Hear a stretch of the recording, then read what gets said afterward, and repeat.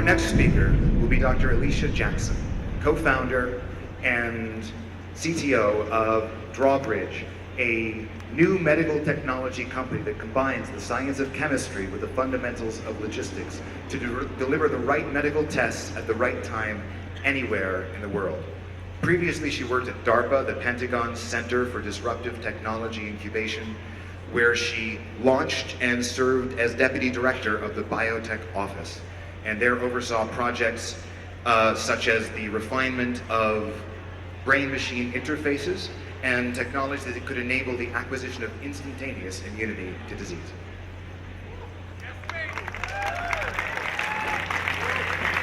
Great. Isn't this a phenomenal event?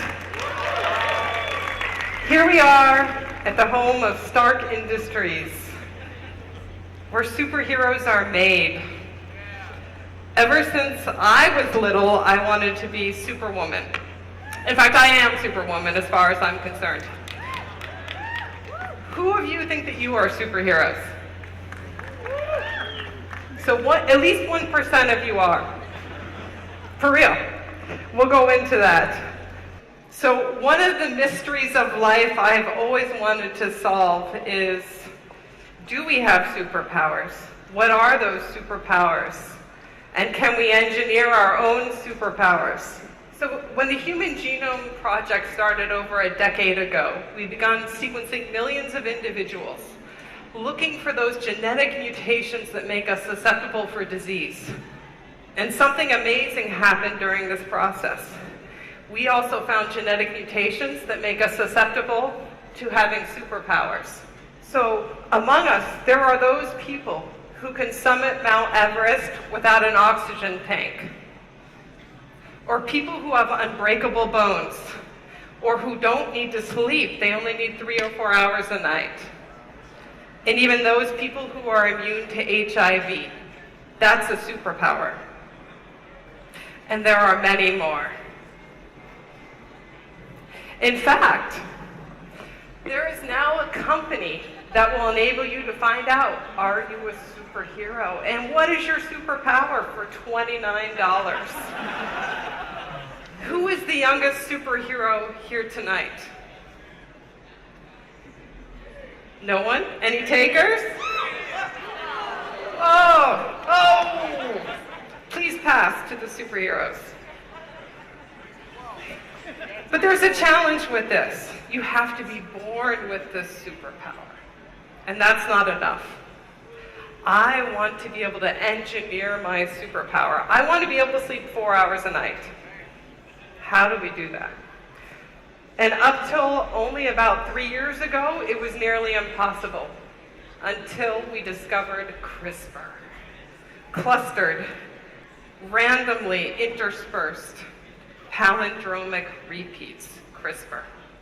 What CRISPR enables us to be able to do is to go into the genome very precisely in a targeted manner and delete, edit, add whatever we want to the genome.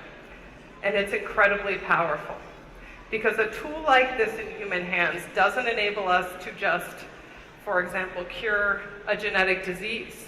But we're humans, we're creative. And when given a tool, we want to shape our world around us. And CRISPR enables us to do this. In fact, it's such a powerful tool that already we've begun to become concerned with, if we have this tool, how might we edit our own humanity? And just as an example, a year ago, a group of researchers in China showed the ability to delete the myostatin gene and give rise to Hulk the dog.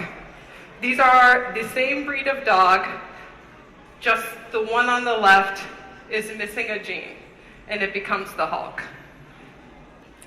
But there's one hiccup in all of this. It has to be done at the embryonic stage.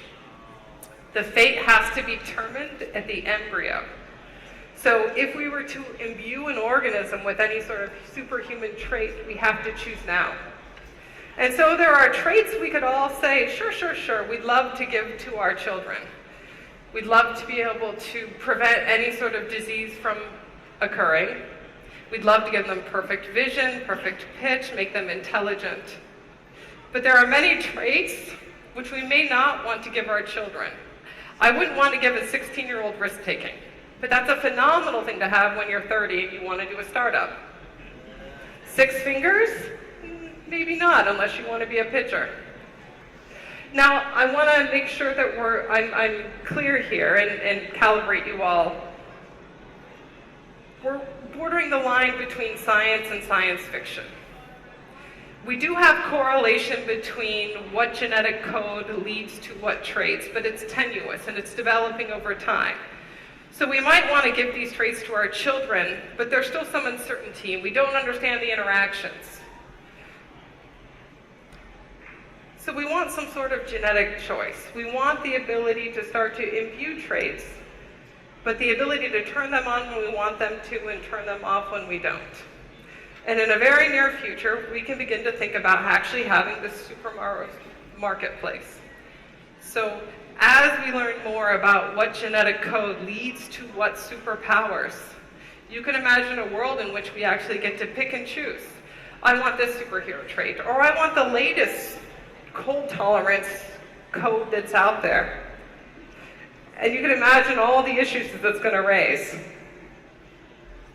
At what age am I allowed to have this superpower or use it? How long does it last? Maybe I only want it for 4 weeks, or do I make the choice to have it for the rest of my life?